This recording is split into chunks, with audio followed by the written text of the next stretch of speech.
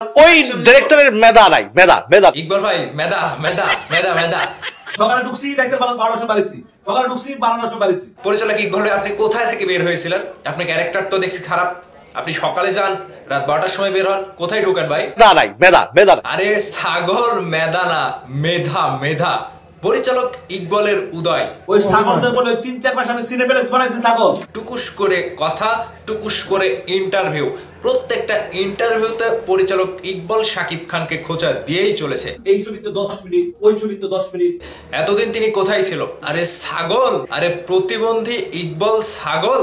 আপনি সিনেপ্লেক্স বানিয়েছেন না?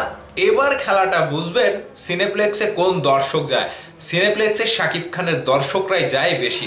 এবার আপনি বুঝবেন খেলাটা যে সাকিবিয়ানদেরকে নিয়ে আমি যা বলছিলাম, আসলে সাকিবিয়ানরা সিনেমা হলে সিনেমা দেখতে যায় না, অন্য দর্শকরা যায়।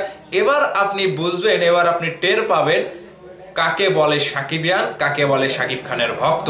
ভাইবাদাস মূলত এই ইন্টারভিউটি জুড়ে আমি যতটুকু মানে শুনলাম কিংবা ইন্টারভিউ জুড়ে যা দেখলাম, পরিচালক ইকবাল বলছিল যে মানে তিনি ইঙ্গিতপূর্বক ভাবে বলে, তিনি নামটা উল্লেখ করে না, কাজেই আমরা সেটা বুঝতে পারি তিনি কোন সিনেমার কথা বলে, শাকিব খানের সিনেমার কথা বলে নাকি কার কথা বলে আমরা বুঝতে পারি।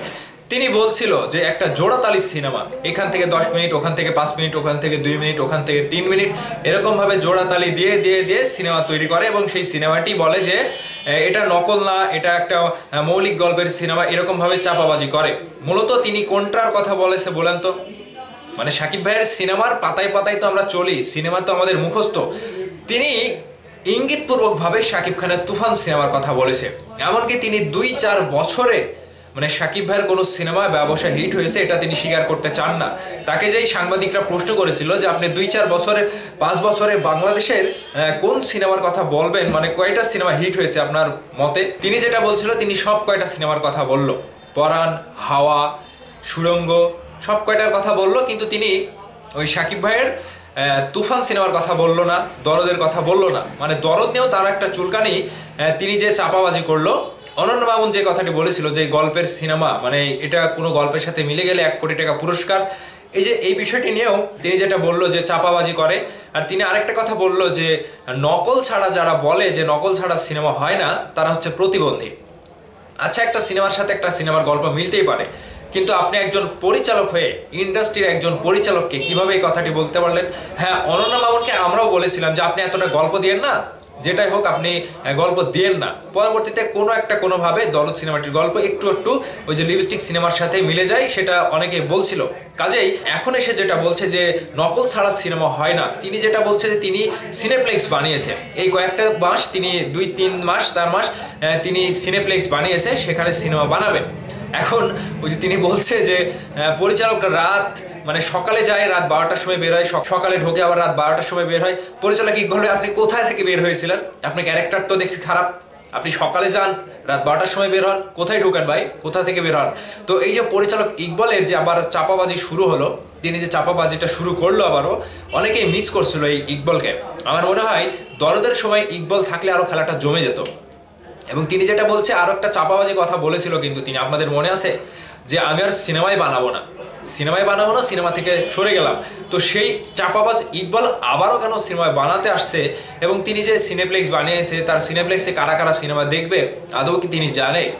বাংলাদেশে একমাত্র মানে ব্যয়বহুল দর্শক বলবো আমি, ব্যয়বহুল দর্শকই হচ্ছে শাকিব খানের সিনেমা দেখে এবং সাকিবিয়ানরা।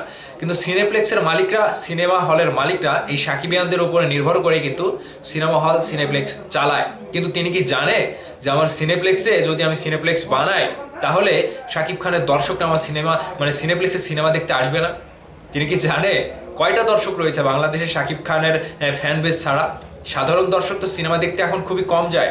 তো ইকবালের এবার শিক্ষা একটা দেওয়া উচিত, কিংবা এবার একটা শিক্ষা পাবে শাকিব খানের দর্শক কাকে বলে, কিংবা শাকিব খানের সিনেমা দেখার জন্য দর্শক কে মানে কোথা থেকে ছুটে চলে আসে, এবার তিনি বুঝতে পারবে। আমার মনে হয় যে পরিচালক ইকবালের সিনেপ্লেক্সে শাকিব খানের সিনেমা চালানো আমি চাই না।